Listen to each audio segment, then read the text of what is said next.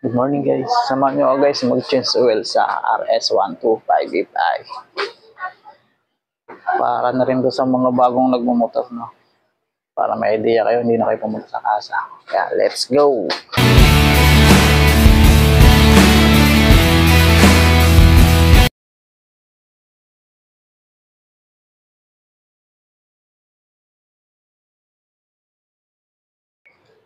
Ito na guys. Ang sukat niya guys is 17. Dito guys, so ito yung ng oil. Dapat paano guys, pakaliwa. Paharap, hindi palikod. Ito.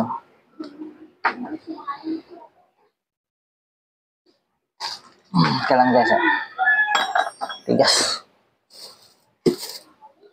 Walang kasi mag-isa eh.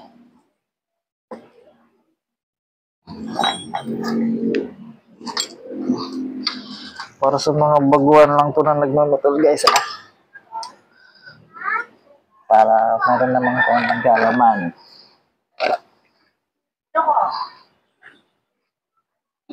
Size niya 17.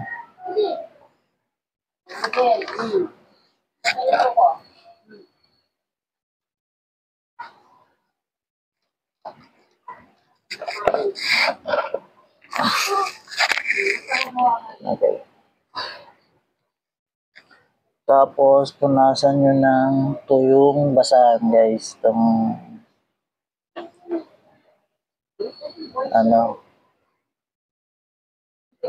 bolt ng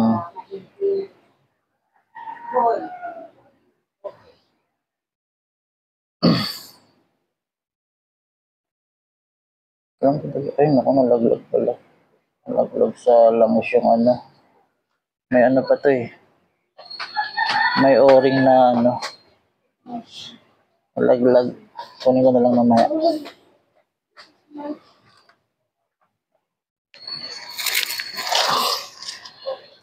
Basic lang to guys.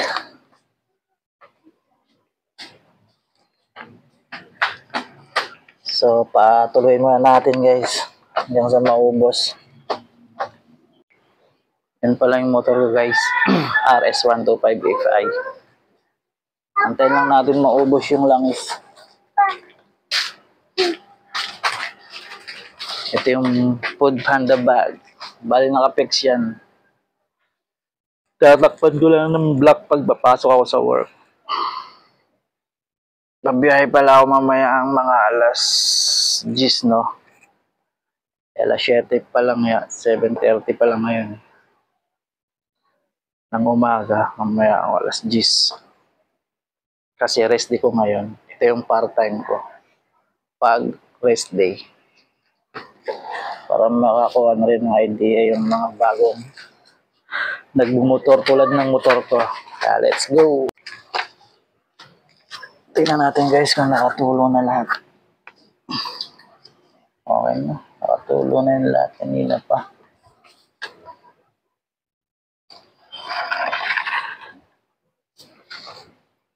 Linisan lang natin.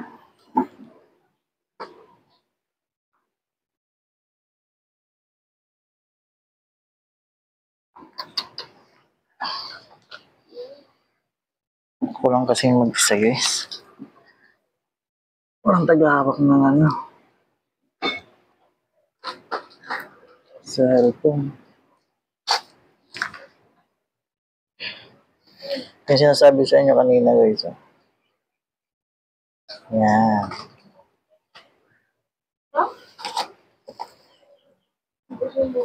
Dito mo siya ilalagay. Yan na.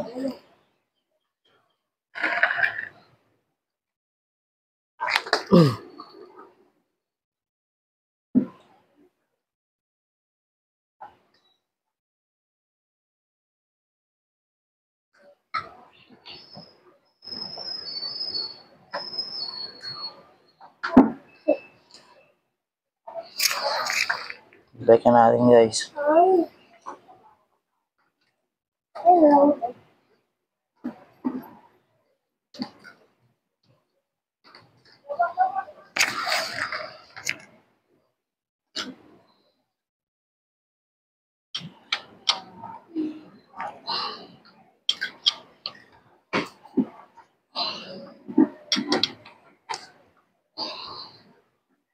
Okay na yan guys.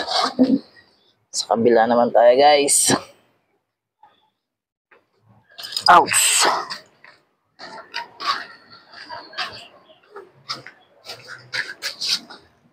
Ito.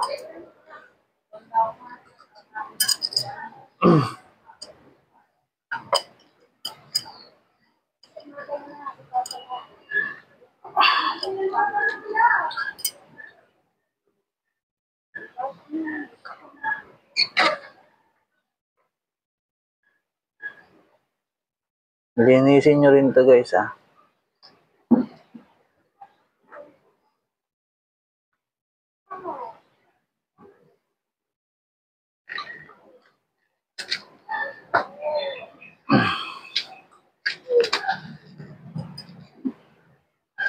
Pati yung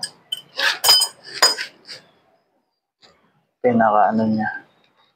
Bunganga niya.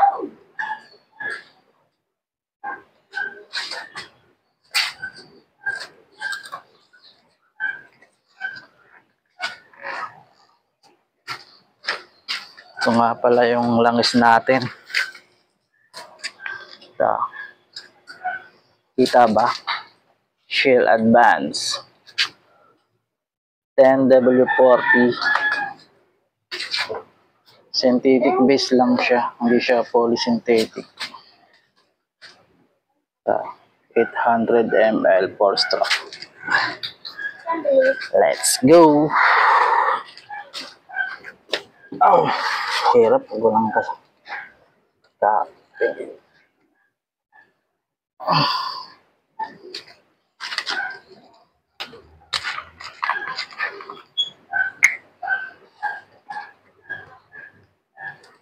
Dito na malalaman pag ano, pag orange, pag hindi fake yung ano, langis ano. Pag tinanggal nyo to, pag may code na ganyan, barcode, ibig sabihin, legit. Kasi sa Shell ko to binili.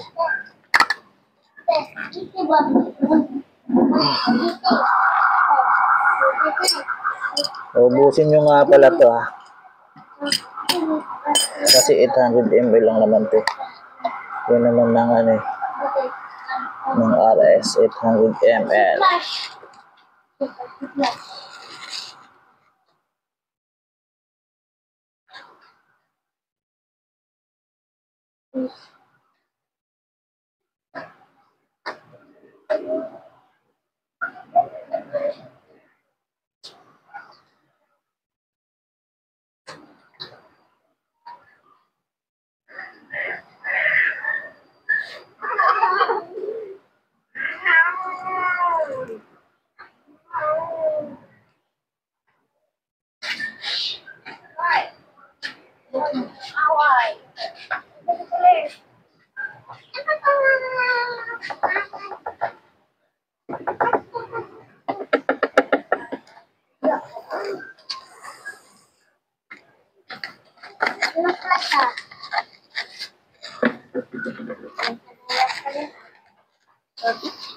Then, linisan nyo to guys ha.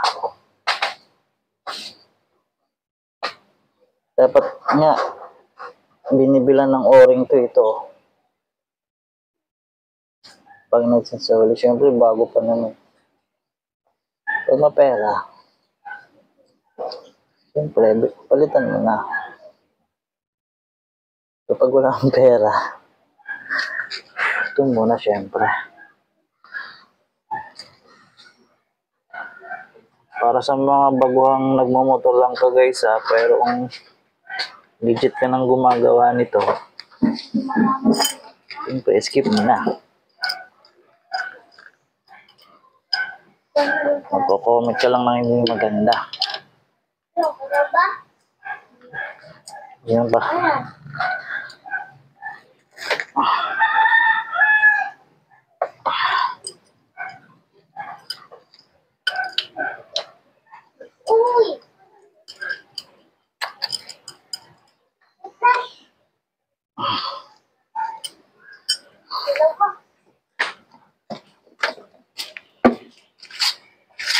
Ano pa?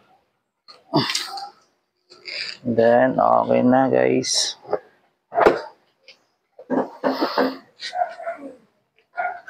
Diyan susi ko. Susiyan na natin guys. Bago mo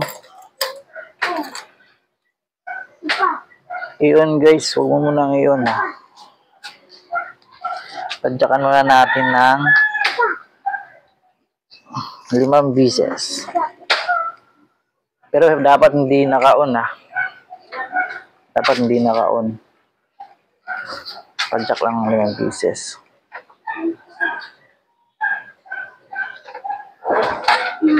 Hindi ko rin alam bakit. 2, 3, 4,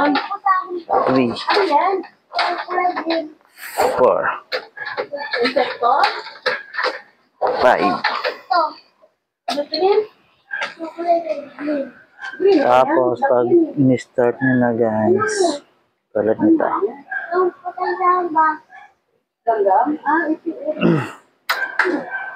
Antayin nyo munang mamatay ito. Tingnan niya, ulitin ko. Yan, antayin nyo yung mamatayan. Bago nyo i-start. Kasi ang alam ko, yung dinimo ko sa Honda, masisira daw yung... Basta may masisira sa motor. Parte dun sa ano, injector. Pag in-start mo siya, tapos nakailaw pa yan, ay inopen, tapos nakailaw pa yan, tapos sinabay mo yung start,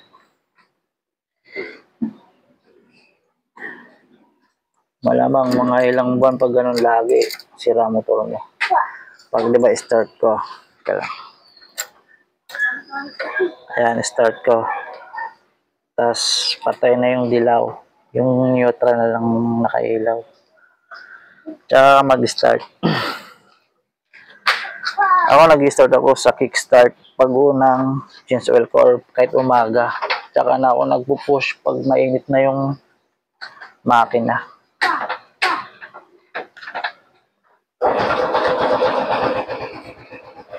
One kick lang guys, di ba? Okay na. Sound check.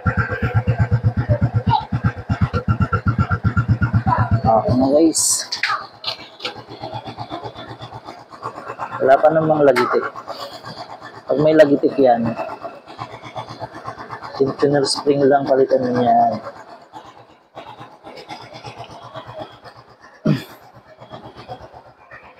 So hanggang doon lang guys.